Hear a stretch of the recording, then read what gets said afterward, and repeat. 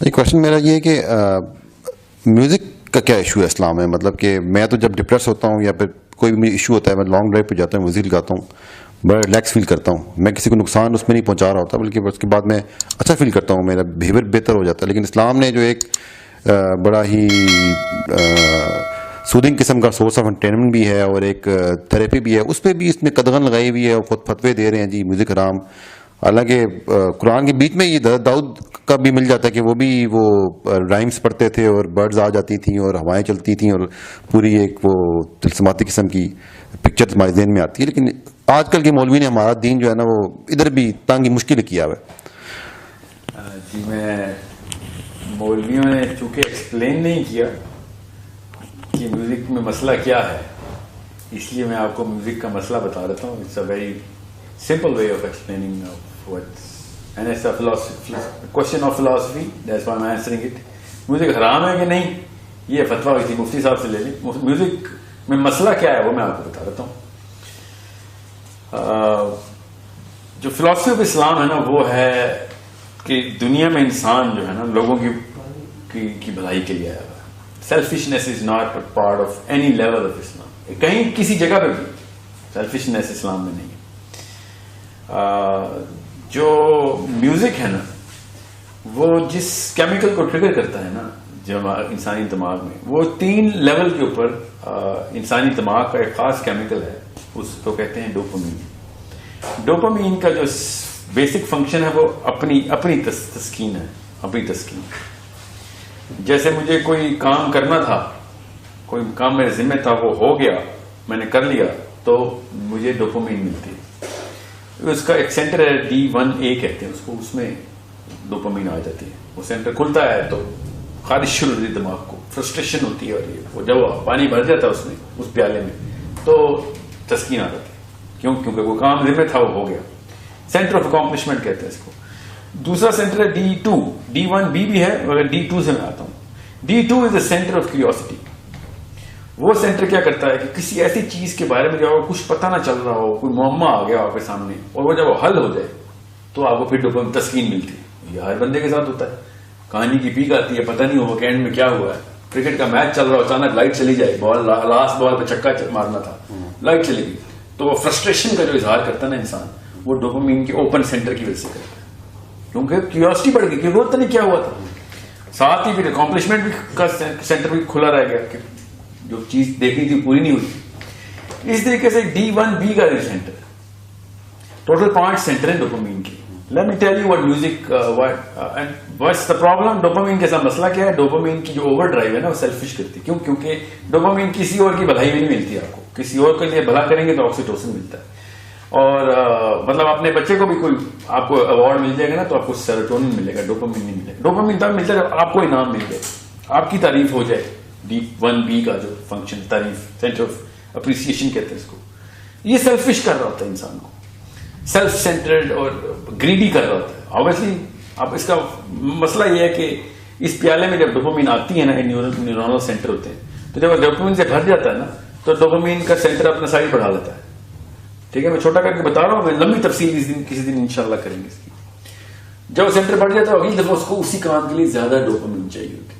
तो अगर for example आपने मेरी तारीफ कर दी किसी बात पे, तो अगली दफा मुझे आपकी तारीफ के साथ साथ 2-4 मिसरे कसीदे के और चाहिए होंगे, 3-4 बंदे और मेरी तारीफ करें। इस तरह बंदा इंसान नार्सिसिज्म की तरफ जाता है, तारीफ का और भूखा होता है। ये हर एक के साथ आप देख रहे हैं।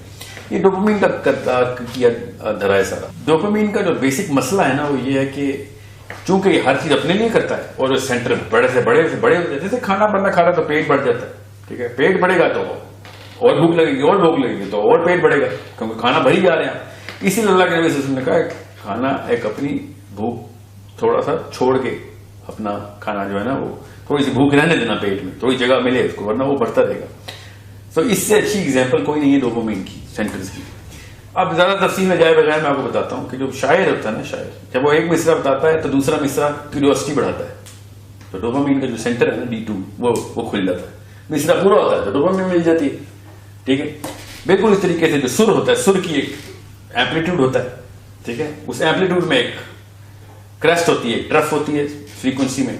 जब वो सुर लगता है तो आपको फिर उसकी क्रेस्ट भी और ट्रफ भी चाहिए होती है, वो क्या होता है इनकम्प्लीट होता है, D1A जो है ना वहां पे डोपामिन चाहिए होती है। बिल्कुल इस तरीके से सुर के साथ जो ताल होती है, ताल के अंदर जो बीट होती है, वो बीट अपने रिदम में होती है, रिदम पूरा नहीं होगा तो डोपामिन की सेंटर खुले रह जाएंगे। ये तीनों चीजें, मैं खाली तीनों चीजें बता रहा हूँ, इसमें 5 चीजें होती है, मगर ये तीनों मोटी मोटी हर गाने में होती है। और हर गाने के अंदर ये 3 चीजें 10-10, 20-20 लाख दफा रिपीट होती है। बीट जो है, फिर सुर जो है, फिर उसके जो लिरिक्स हैं। एक गाना इंसान को इतना डोपामिन एडिक्ट कर देता है कि उसके सेंटर 1 नैनो लीटर पर मिलीग्राम से लेके 13-14 नैनो लीटर पर मिलीग्राम तक जा सकते हैं। जितना हार्ड रॉक गाना होगा उतना हाई डोपामिन होगी। इसलिए आपने देखा है ना, ये नशे की धुत उन्हीं लोगों को लगती है जो ज्यादा म्यूजिक की तरफ जाते हैं। तो बेसिक फलसफा तो जिसको साइंस नहीं पता तो उसको पता हो जाना चाहिए। जिस पेड़ के फल ही गंदे लगते हो, उस पेड़ का के अंदर में मसला है। म्यूजिक की तरफ जो भी गया है, आपको गाड़ी की ड्राइव पे अंदर सेडेशन मिल रही है उसकी, तो आप समझ आपका मूड बेहतर हो रहा है। दुनिया में देखे ना, आपके अलावा भी इंसान है, इंसानियत के साथ क्या किया म्यूजिक। हाँ, जितने भी बड़े इस वक्त फहाशी के अड्डे हैं वो म्यूजिक बेस्ड है, ठीक है। इस म्यूजिक के सरूर के साए में जितने गुनाह हुए और किसी और एक सिंगल फैक्टर के साथ एसोसिएटेड नहीं है। तो जिस पेड़ के इतने गंदे फल लगते हो तो उस पेड़ के क्या फायदे देखने, ठीक है, कि वो छाया देता है कि नहीं। सो this is why music is technically the worst thing you can do to anyone. It makes him so selfish, it makes him so self-centered and such a greedy zombie. आम समझ लेते हैं हमें जरूर मिल रहा है, हालांकि वो उसको एक सेल्फिशनेस इस्लाम से एंटी फिलोसफी पे लेके जा रहा है। वो रिसीवर बनी जा रहा है, क्योंकि डोपामिन रिसीवर बनाती है इंसान को, हर चीज मुझे मिल जाए, क्योंकि उसका सेंटर इतना बड़ा हो गया, उसको भूख इतनी लगती है। अब वो इतनी एक गाने के अंदर अपनी मैदा जो है, डोपामिन का मैदा, वो इतना बड़ा लगेगा, उसको 10 गुना ज्यादा डोपामिन चाहिए होती है। इसीलिए आप सॉफ्ट रॉक से शुरू होते हैं और सिंपल मेलोडी से शुरू होकर फिर एरोस्मिथ और पर्ल जैम और पता नहीं क्या क्या चल रहा है आजकल, उसके ऊपर पहुंचे होते हैं, ठीक है। अब खुद सोचे ना, बच्चों के साथ हमने डोपामिन के क्या सलूक किए थे, उनको बाकी के वीडियो गेम्स और वहां से डोपामिन के सेंटर शुरू किए हमने।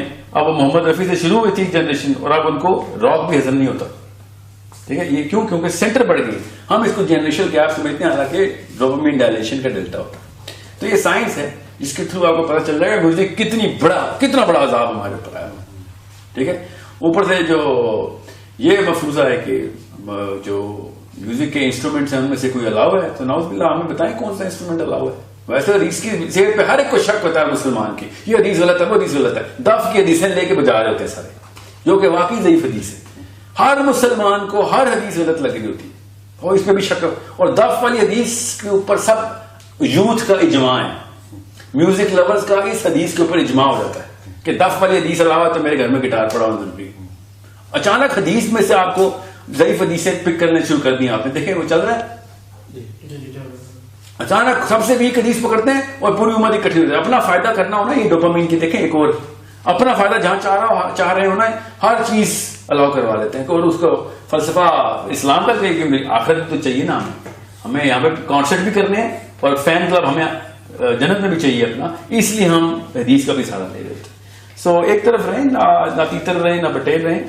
अल्लाह ताला के असूल जो है ना, वो किसी वजह से अल्लाह ताला ने अपनी निशानियों के तौर पे साइंस अपने हमारे अंदर